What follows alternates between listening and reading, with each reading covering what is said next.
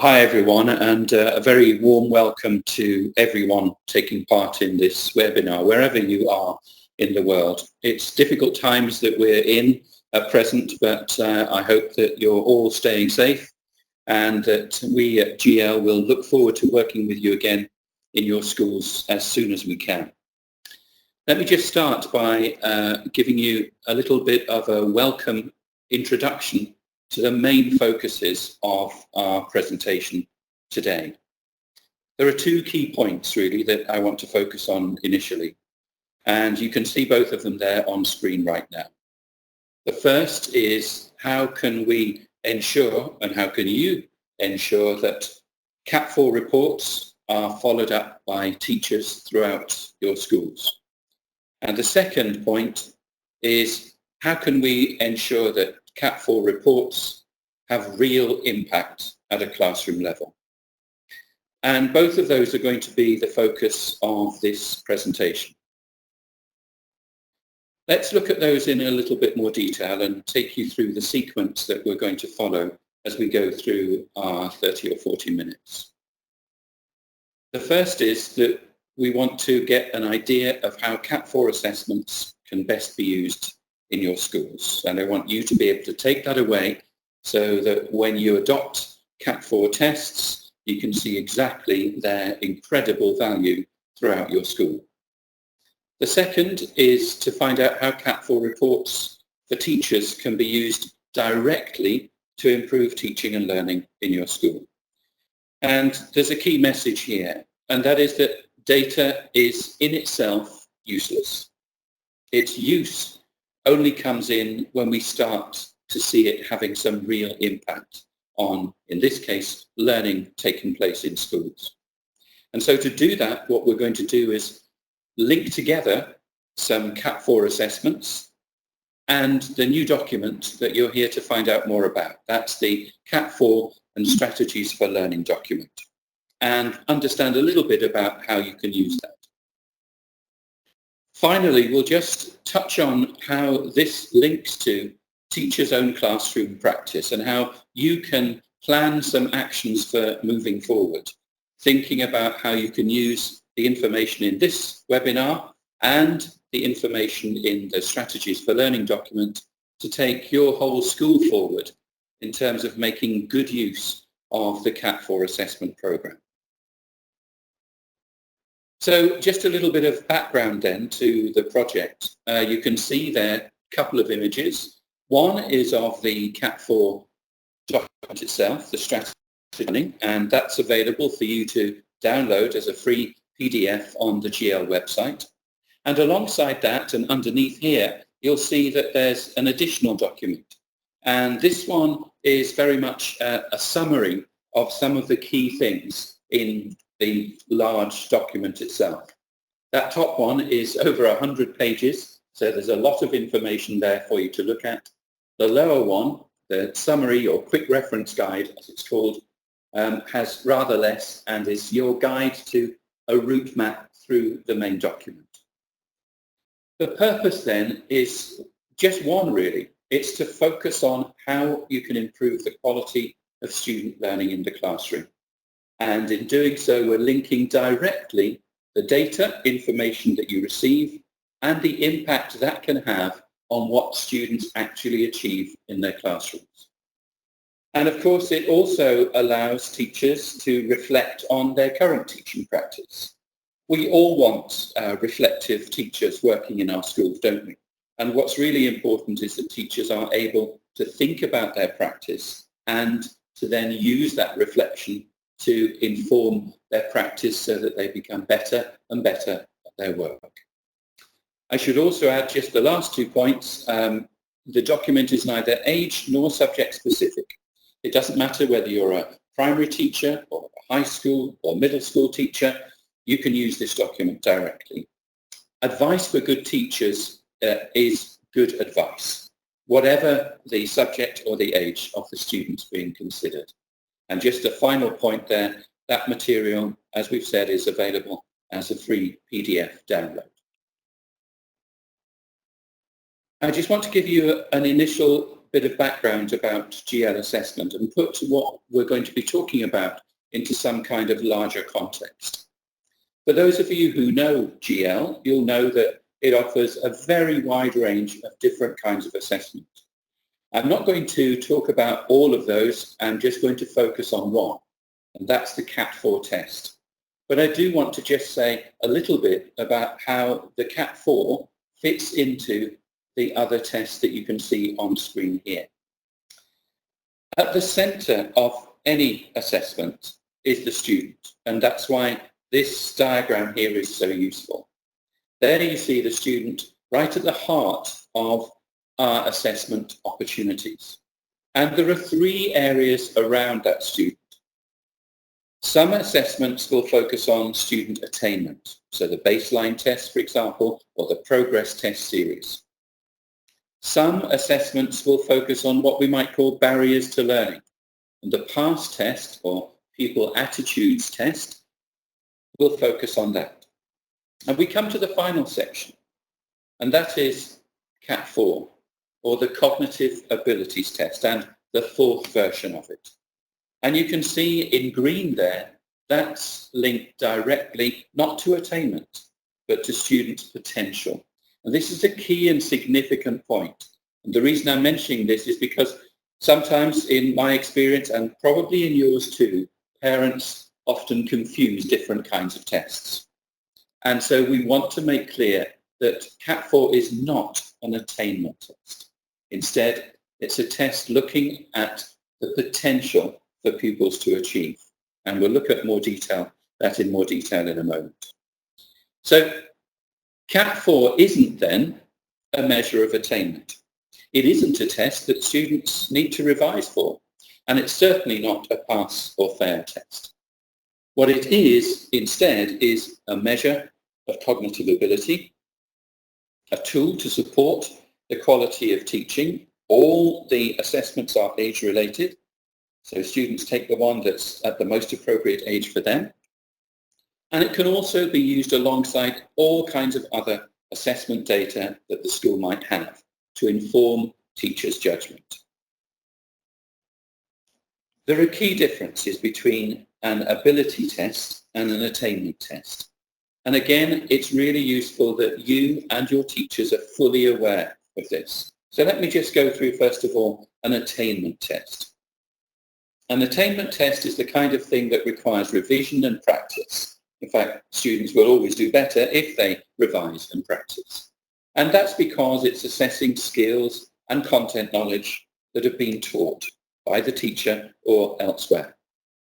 It therefore gives an indication of what students have actually learned.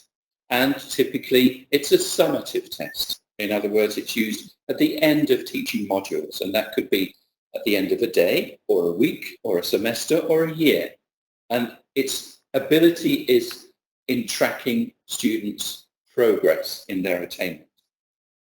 Now, our CAT4 cognitive abilities test is totally different. It doesn't require any preparation at all. Students can go straight in and take it. It's a test that works regardless of the student's previous teaching and schooling. And it gives an indication of the student's potential to learn. And because of that, it's often therefore used at the beginning of the academic year, because that then means we've got some valuable data that allows us to look at how much a student might progress in relation to their potential ability. So the CAT4 test then can be used for identifying academic potential, understanding how a student thinks, highlighting any gaps between ability and attainment. It's great at providing feedback to teachers and students and parents. And as you'll see later in the presentation, there are reports for each of those groups. You can use it for setting targets, and of course it might be something that works for admissions testing, and that's often how some schools use it. GL have got a great phrase that sums up really the value of the CAT4 assessment, and that is that it shines a light on masked capability. In other words, what might be hidden, what teachers might not see, and what is revealed by the CAT4 tests. So what do they consist of? Well, here's a brief summary of the 4 different batteries, as they're called, the 4 different groupings of tests. There's verbal reasoning. We know what that is. That's thinking with words, where students' vocabulary knowledge is important. Quantitative reasoning, thinking with numbers. Non-verbal reasoning, thinking with shapes. And then the element of the CAT4 test that's unique to GL, spatial reasoning. And this links together the shapes and space.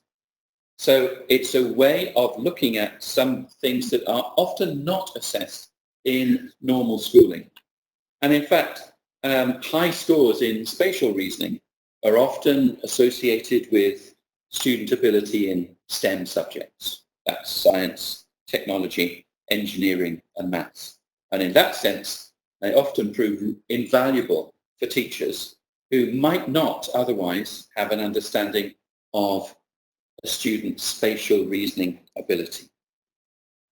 And as you can see at the bottom there, there's 3 45-minute tests that mix up all of those 4, and that's a total of 2 hours and 15 minutes total testing time. And in general, schools will not give that in one go to a group of students. It's rather too much, especially for younger learners. Most schools will split those tests up into different parts so that students are taking it progressively. So how can you, a senior leader in a school, or how can a teacher in a school use the CAT4 reports? Well, the first thing is that we want to say results are immediate. Almost everyone will be doing that test electronically, and those results are generated immediately, and reports come back very, very quickly. Those reports provide scores, and the scores benchmark students against others of the same age, but they don't just do that. They provide a very comprehensive written student profile that we're going to be looking at in more detail in a moment. And part of that written profile is a section called Implications for Teaching and Learning in the Classroom. And we're going to be spending some time later in the presentation looking at what that means in terms of supporting teachers directly in their classrooms. You'll note too that there's information for parents. So parents will also receive guidance and support and information about how their son or daughter has achieved in the CAT4 test. And it'll give some guidance about how parents may be able to support their child in specific areas. And finally, there's whole class analysis by all sorts of different groupings. And that could include obviously gender, so you can see the differences between how boys and girls perform.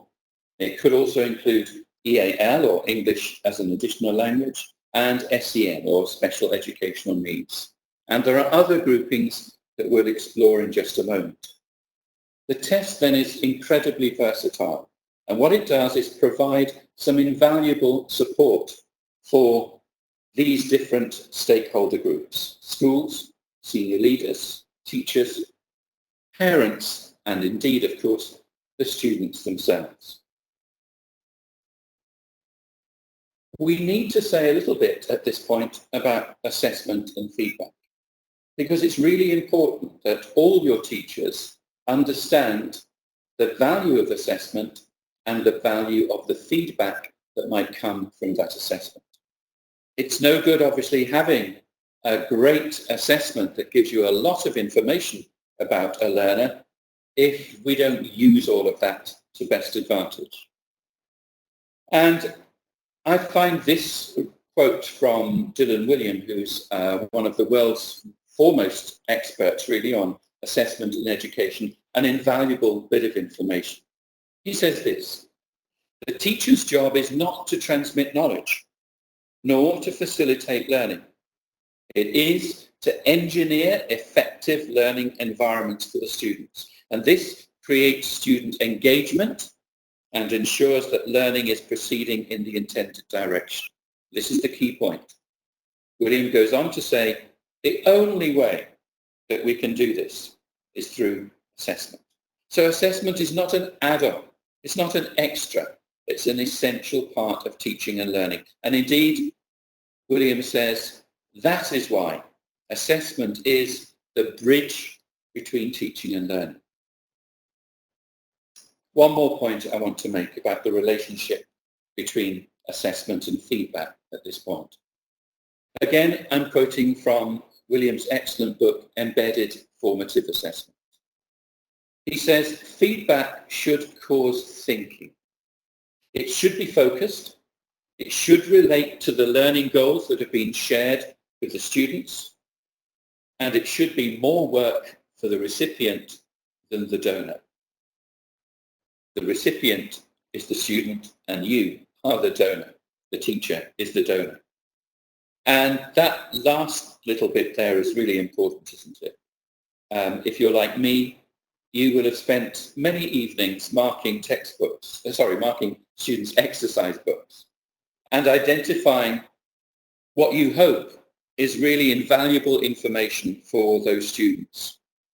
And then comes the disappointment, doesn't it, when you hand those books back and the students appear to have taken no notice whatsoever of any of the comments that you've made.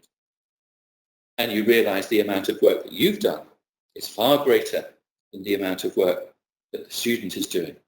And so this is William's key point. The whole purpose of feedback should be to increase the extent to which students are owners of their own learning. And that's really at the heart of both Cat 4 assessment and indeed the new document that we're focusing on in this presentation. We want to increase the amount of effort from students in terms of understanding themselves as learners. And in order to do that, we need to support them in that.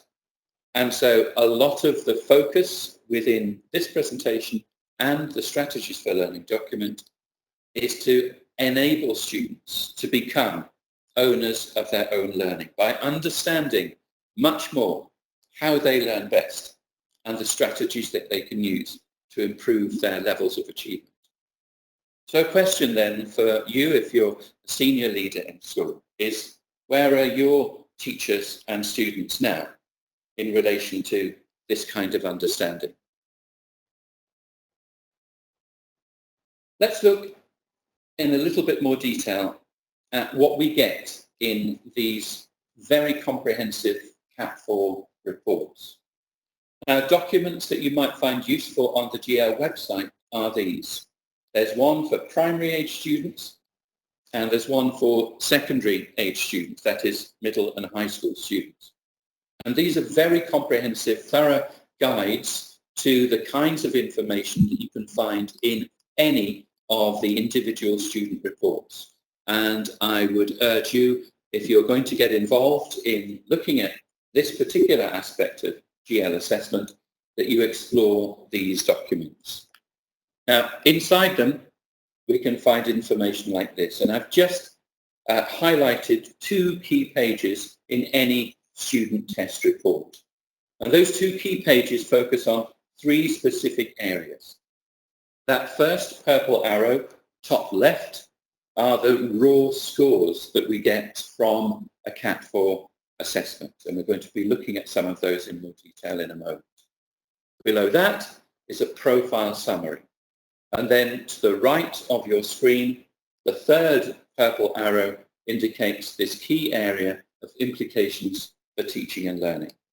And that's the kind of information that you want your teachers in schools to be using for any student that has an assessment and any student that they're involved with in their teaching. So let's take a closer look at one of those student profiles. I don't want you to focus in any detail on this, and if, like me, you're easily fazed by a whole lot of numbers staring at you, then don't worry. The first thing I want you to do is simply to look at that column that you can see there, SAS, that is standard age score, and the 5 groups of figures that you can see there. Ignore everything else for the moment. you should be able to see something really important happening in just those scores. You'll notice that given in a standard age score, 100 is the average that most students might achieve. You can see some very significant differences in these scores. Don't bother with the mean at the bottom, which is just the sum of each of the 4 scores above. But look at the discrepancy between spatial and verbal. Look at the discrepancy between non-verbal and verbal, and indeed between quantitative and verbal. What's this telling us? What are we saying about this student and their verbal ability? We can do a quick check and have a look at the previous column. Yep, they've answered all of the questions. They've attempted every single one, 48 out of 48, 36 out of 36, and so on. So there's not an issue there. The issue here is that this student's verbal ability lags very much behind their non-verbal ability and indeed the other areas of the CAT4 assessment. Now, I've highlighted this particularly because this is a very common situation in GL's experience in particularly schools in the Gulf states in the Middle East and schools in Southeast Asia and China.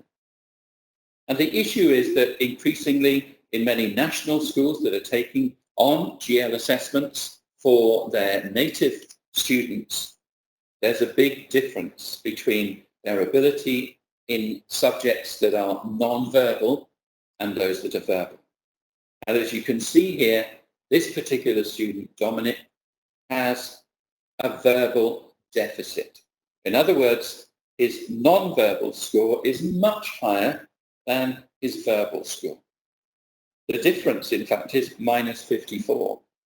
And when I talk to head teachers in Malaysia and China and Indonesia and India, I often come across this kind of discrepancy. Teachers will tell me that many of their students have a big gap between their verbal score and their non-verbal score. And this is really a red light, a signal to teachers that this student needs specific language learning support. They have huge potential. That score of 141 is really high. You can't get much higher than that. And that means then that this student has potential to do far better than they are going to be able to do because, of course, they're accessing most of their curriculum in a written format. And so their verbal skills, their ability to negotiate language in a written form particularly, is going to be hampered by that low verbal score. Now that's one score that you can easily include in your CAT4 assessments. Imagine you have a big cohort in your school, whether you have, for example, 200 students in a particular cohort or just 50. You can find out which ones of those students have that verbal deficit. And that means you can target them straight away. So it's a very significant bit of data, what we call the verbal deficit. Key points then from this first part of our programme.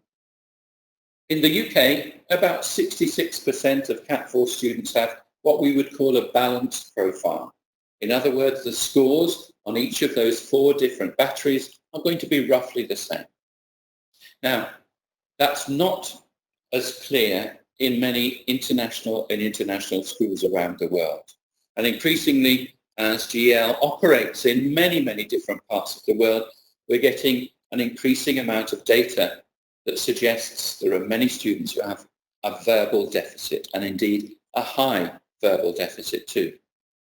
So to provide some accurate feedback and support for these and all students, teachers need to know their students well.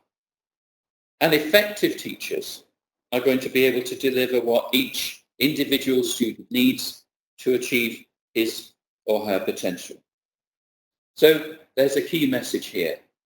How do you ensure that your teachers are effective in using this data, this huge amount of data, as wisely as possible.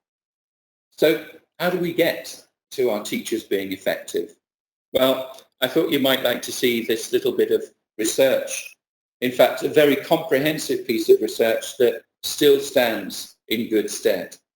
Hopkins and Stern in 1996 identified through a huge amount of research that they did across a 3-year period that effective teachers have these key characteristics. And I just want you to reflect on these for a moment. The first is a passionate commitment to their students. The second is a deep pedagogical knowledge about how to deliver effectively in the classroom. The third is how to use a wide range of different effective classroom management strategies that help to keep all children focused and challenged and learning. And the fourth is that ability to collaborate with other teachers. There's a sense of openness, a culture of learning in the school that encourages teachers to plan, observe and discuss together their teaching approaches. And the final one is that these effective teachers are always those teachers who question their own practice, who reflect on that, and then modify it according to new information that they get. And so that's one of the key roles of our CAT4 assessment. Can it help to not just inform teachers, but provide them with strategies that support them in the classroom and take them further forward in reassessing and thinking again about some of those students and their needs? And so when we start to link these characteristics, and there they are again in the top left bubble in purple, with what CAT4 wants teachers to do, bottom right in the orange speech bubble. If we link these together, we get a real result. That orange speech bubble says when teachers have an awareness of both the strengths of an individual and the abilities demanded by a particular task, learning will be most successful. Now this is, as we say in English, it's not rocket science. It's not something that's difficult to understand. The hard thing is making this happen for all teachers in your school. So how do we do it? How do we make that work? Let's use an example from one of the profiles that you can find in the new Strategies for Learning document. There it is again, just in the bottom right-hand corner. And here's a little bit more information about a real student called Romana. You can see her scores there at the top. That's the first stage of information. You can see also her profile summary. That's the next stage. And then later we'll look at that implications for teaching and learning, the third stage. But let's make this a little bit clearer for you and show you the scores. And again, all I want you to do is to just look at some of the key areas that I've highlighted there with edging in green. Let's start with that one that we looked at before, the SAS, or the Standard Age Score. So just run your eyes down that column again. Ignore the mean at the bottom, but look at the first four. And again, you should see, whilst the gap differences are not as great as we saw in Dominic's example earlier, we can see some clear areas of strength and weakness.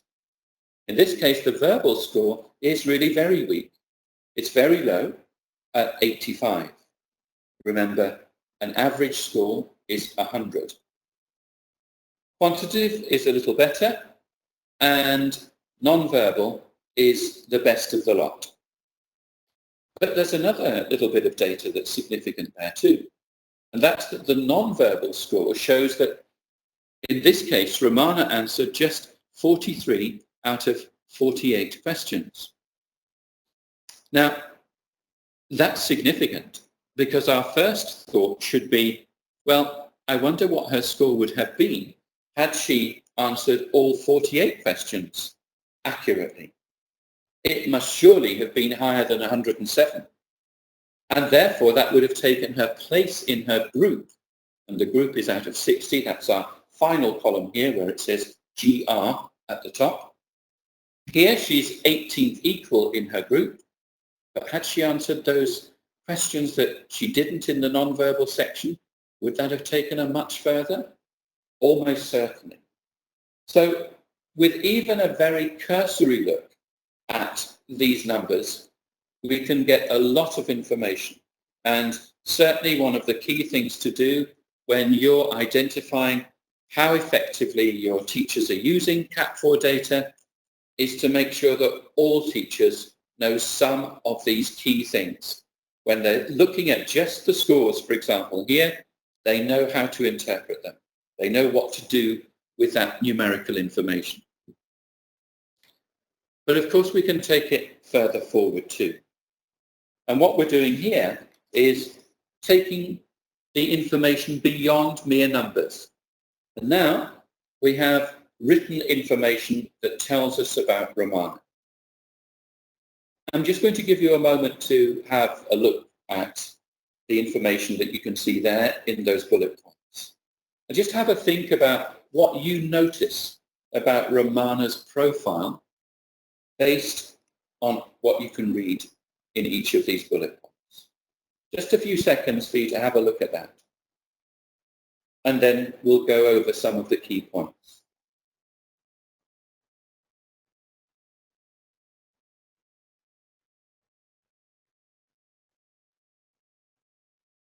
Now, we know that Romana has weaker verbal skills. And we know too that she is likely to do better, obviously, as we know that she did in her score, to do rather better in some of the other areas of the CAT4 assessment. But what does that tell us? Well, I've highlighted just a couple of things. And you may well have noticed these too. It suggests that Romana should do better when she's working with pictures and diagrams and 3D objects and mind maps and other tangible physical methods. And there's a second bit that I've just highlighted in purple too. And that's that Romana is likely to prefer active learning methods such as modeling and demonstrating and simulation. Now, I have a very simple question. And the question is, if a teacher gets this information about Romana, he or she can interpret the data, just as we've done earlier. He or she will then look at this information here, the profile of Romana with this written information about what Romana should be good at or less good at. But can she work with that? Can the teacher know, for example, what modeling is and what simulations might be and how Romana can best work with pictures or diagrams or mind maps and so on? And this is where the new document comes in. There hasn't been this kind of support previously for students and teachers in GL documentation at this level of detail. The CAT4 assessment information is invaluable, but there may well be teachers, and you might have some teachers like this, who find some of this thinking, this pedagogical understanding, a little bit difficult. So they're not sure, for example, what modeling might be. They're not sure about how best to encourage Romana when she's engaged in tasks that require visualization. So we'll come back to this in just a moment, but let's look first at the third section in our report. That's implications for teaching and learning. And again, I'll just give you a moment to have a look at the text that you can see here and make some conclusions yourself about what you can see. Think about how you could support teachers who might, for example, come to you as a senior leader or head of department and say, I've read this information, but I'm not quite sure what to do in the classroom to make this work. What guidance would you or someone else give to that teacher? Where would you find support information to help that teacher? Well, I've highlighted some things in purple again here. Let's have a look at some of them, because we're going to go through each one of these 4 different areas in a little bit more detail, with reference to our new strategies for learning document. Take that first one that I've highlighted. Paired work is likely to be more beneficial than group work. And then the next one, encourage her, Romana, to use visual material, create visual representations. And the third one, annotate text to reinforce key facts. And the last one, decide how to sequence these, that's extended pieces of writing, before starting the actual writing. Now that's invaluable advice, I have to say, not just for Romana, but for many, many students. How can teachers put this into practice, though?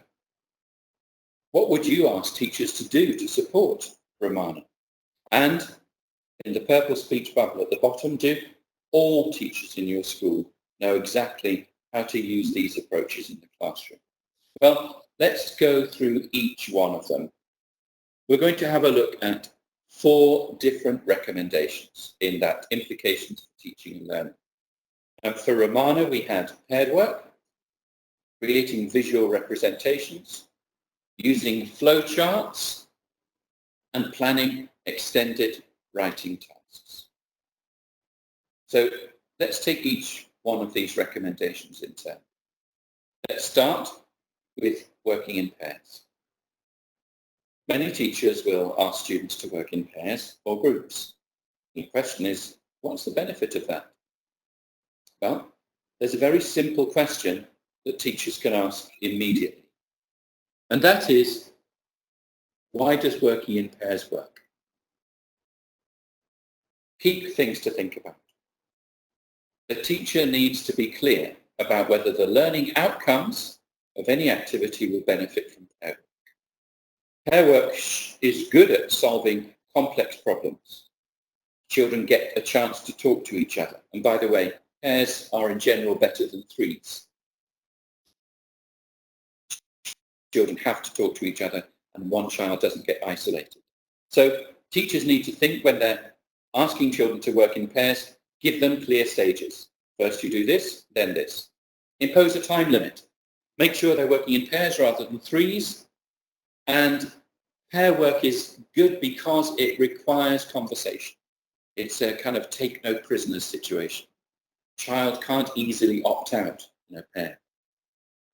So do you use pair work in your school systematically in classrooms? When do teachers use pair work? Do they give roles to students? Do they model instructions? And how effective is that pair work? Some key questions. Let's take our second point, creating visual representations. Now, this came out of really an incident in some training that I was doing in Dubai, where a teacher was talking about how she was asking in science her students to write about circulation of blood around the human body. And we had a very interesting discussion about the opportunity for students to present this learning in different ways. So the obvious way to present it is, as you can see, bottom left, a piece of continuous prose. Your aorta pumps oxygenated blood out of your heart to your body, etc., etc. But we could equally draw a diagram that demonstrates exactly the same amount of learning. We've annotated that diagram, but the writing is not in continuous prose, it's just an annotated diagram. But does it show the student's level of understanding? Yes, it does. And so too might a flowchart. A flowchart shows, again, the circulation of the blood through the heart and then through the rest of the body. So the student used another form of structure to present the information. This works really well with different students, and it's an opportunity for teachers to really make clear criteria, because, as I put in the box bottom left, as long as the criteria for the piece of work are clear, outcomes can be successfully evaluated. And that could be by the teacher or indeed by the student themselves. So that's 3 of our 4 key things that are there for Romana. Let's pick up on the last one. First, applying this in your classrooms. Different learning outcomes. I put a list of formats there. Fiction, stories, poems, songs, newspaper articles, advertising leaflets, and so on. Now, each of those are different structures, but they could also be used for the same kind of activity. The key point is that the information in the criteria must be the same. So students must be clear about what they have to do in their task. Our 4th one, extended writing tasks. Simply, all students will produce better writing if they've talked about it before they begin. They need to see some models. They need to see what the finished product should look like. And the teacher can demonstrate or model this in the classroom. And it's important then that teachers are confident about the features of these different kinds of writing and how they might work. Very quick example of how this works. A newspaper article. Every child at some point in their school career is going to have to write a newspaper article, aren't they? Here's a very famous one, men landing on the moon in 1969, just 50 years ago. If you were to give any child writing a newspaper article some key things that would improve the quality of that newspaper article, regardless of what the subject was, regardless of what the age of the child was, wouldn't that be a good thing? Well, you can. Newspapers rely on an illusion. They pretend that the news is happening now, and of course it isn't. So they use 3 special techniques. Those are the present tense for the headline. You'll notice in the previous example, men walk on moon. It's not walked, it's walked. But the past tense is always used for the rest of the article. And finally, all newspaper articles are written in non-chronological order. We didn't start, for example, with the astronauts walked into the space capsule and took off for the moon. We start with their landing on the moon because that's the most important thing. Now, armed with this information, I would argue that any child of any age, in any subject, can write a better newspaper article. What we're doing is what Professor John Hattie, you can see him there on the right, says, showing students what success looks like. We're modeling what success looks like. We're telling students these are the rules for this piece of work, and this is what I would like you to do, and I'm going to model it for you. So here's a brief summary of that process in the classroom. The structures are defined. The teacher models in the classroom. The criteria are made explicit to students. The students write, maybe using some teacher help, and then they write independently. And finally, number 5, they use those criteria to evaluate their piece of work. Now, you'll find a lot more about modeling and scaffolding, because that's what we're talking about here, in the new Cat 4 book that you can see again in the center of the diagram. So let's just conclude before we have some questions with some key points. The first thing is that understanding structure leads to student success. So when teachers model explicitly, the outcome will be at a much higher level of achievement. There's a lot more than this in the Strategies for Learning document. So there's lots of information alongside individual student reports like the ones that we've looked at for metacognitive thinking, questioning, modeling, scaffolding, extension and support activities, and a whole lot more. And our key thing here is focusing on developing a culture in school of high expectations. And I want to end by just making some simple points about this. One, President John F. Kennedy in the US made a famous quotation and said, "A rising tide lifts all boats," and it's true in schools. The tide is the level of achievement. And if that level of collective achievement and expectation can be raised, then that lifts all the boats, all the students will rise with it. And Doug Lemov, who's cited in the document, says this: "One consistent finding of academic research is that high expectations are the most reliable driver of high student achievement, even in students who do not have a history of successful achievement." So, to end, we're talking about using data to identify each student's potential and then set appropriate targets and then provide the feedback that will take them further forward in their learning. Here's that learning cycle. We start with the CAT 4 assessment. We use that data. We set those personalized achievement targets.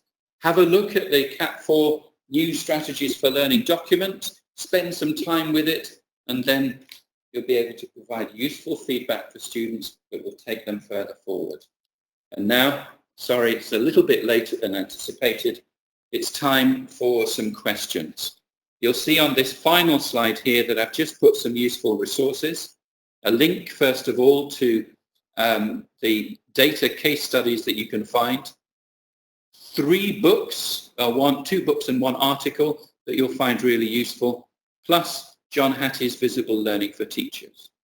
I hope you found this presentation useful, that it's given you some food for thought, and of course, if you'd like to make contact with me individually, you can do so. That's my email address there, just at the top right. I'd be very happy for you to do so. It's always interesting to talk to senior leaders and teachers in school directly. But now it's time for some questions. So if there are any questions, I'm going to hand back over to Andy, who will help negotiate those for us. Thank you all very much.